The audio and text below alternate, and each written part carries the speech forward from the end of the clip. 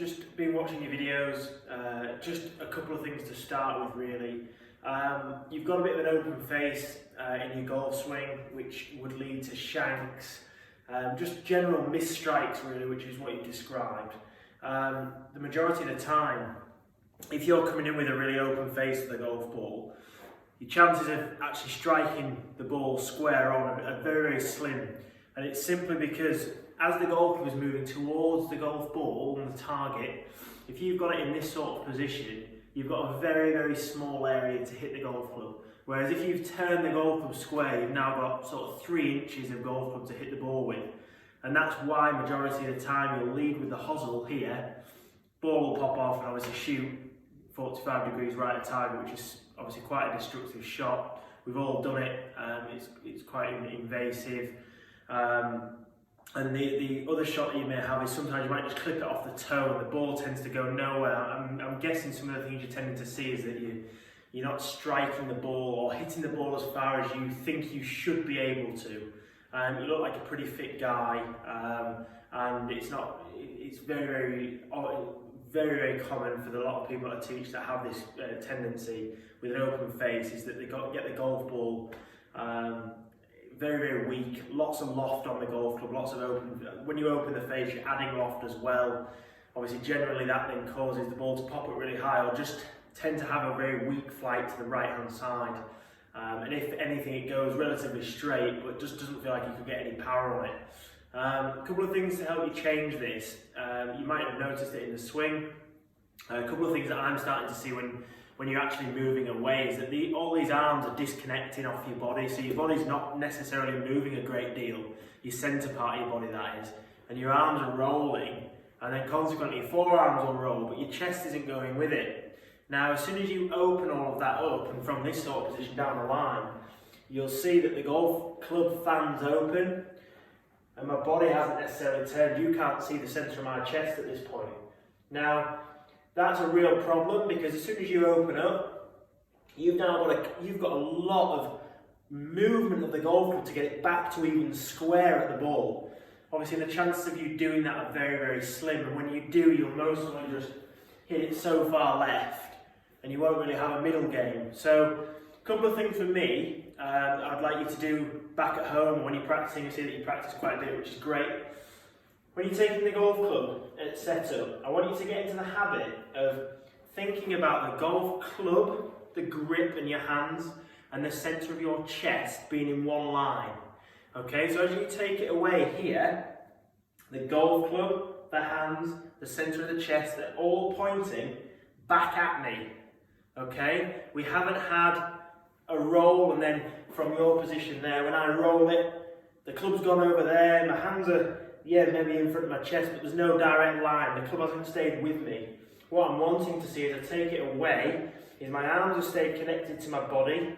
The club's in front of me, in front of my body, but I've got a straight line from the centre of my chest, through my hands, through my golf club. Okay, a couple of things you can do.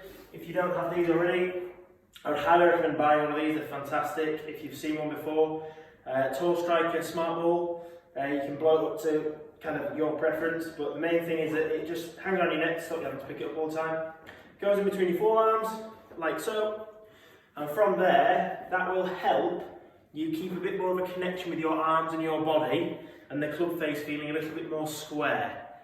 Your feeling really will be, as you take it away, and your arms are connected a little bit more, is that the club face feels like it's a bit more hooded, if you want to call it that, a bit more closed.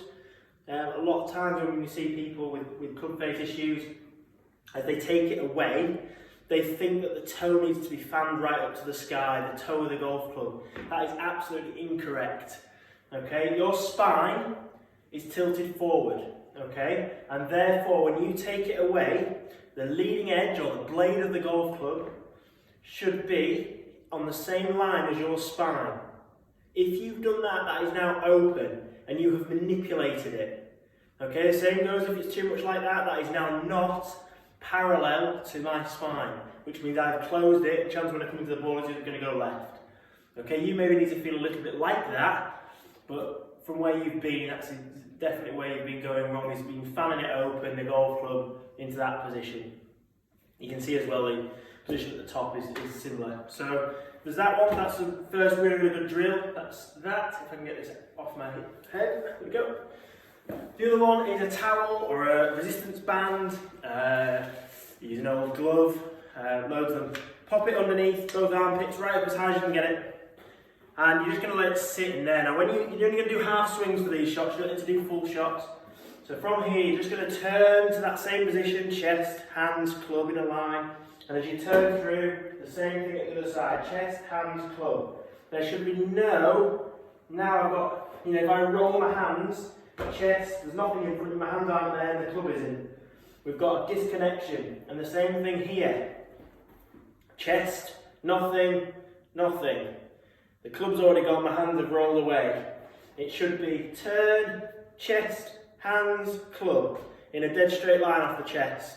So summary really, Dylan, is just to try and get your chest and your body working with your arms and your hands and not just your arms and hands. Unfortunately, golf is a sport where obviously we're attached to the golf club with our hands and therefore we want to hit the ball with our hands. And we do everything with our hands, actually forgetting that the pivot is our centre point, our middle of our spine. That is what we work around.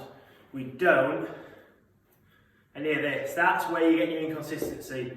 I always refer back to when I'm teaching people as if, if you were hammering a nail into the wall, it would be so much easier if someone had grabbed hold and anchored your elbow because you would hit the same spot every time. Unfortunately, we miss the nail every now and again, and that's because there's not a centre point to work around, so your arm's swinging. Now, when your golf's exactly the same, these arms should be a product of this. This turns, these follow it. They do not do the opposite. If they start moving, that's not repeatable. This is very repeatable. Okay, see how you go. Get on with that and let me know how it's been going. Hi Dylan, thanks for getting in touch. I've just done a video for you on a way of going about fixing it and giving you a bit of an understanding behind your game, but I just thought I would do it this way as well, just so you can see a couple of things. Just talking about the club face and your disconnection with your body and your hands away from making the club face a bit more consistent for you.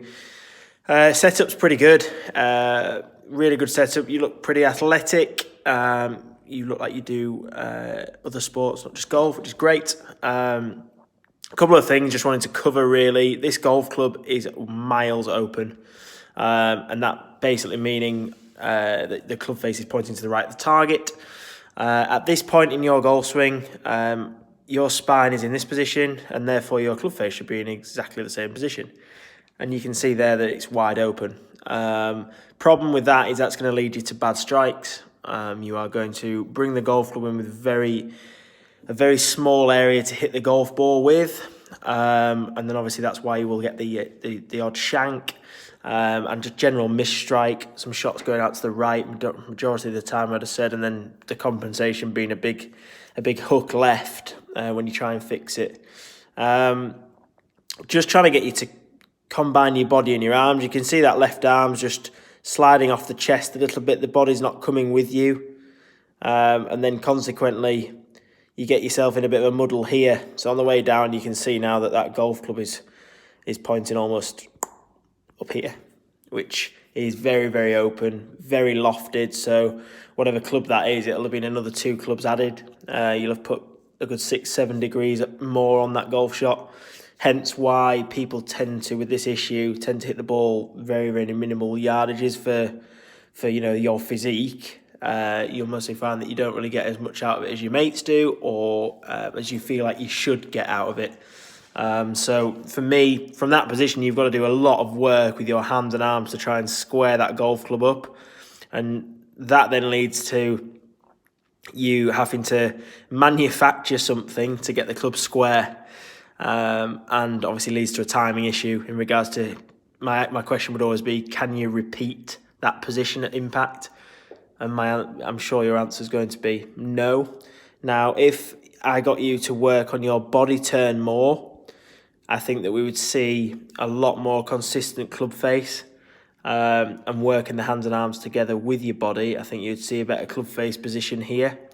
So for me, I want you to go away and work at that club face at that position on your way back, looking more like it's pointing down to the ground and the same line as your spine. Okay, just watch my video on the drills on that and that should hopefully help you. Cheers, Dylan. Keep up the good work.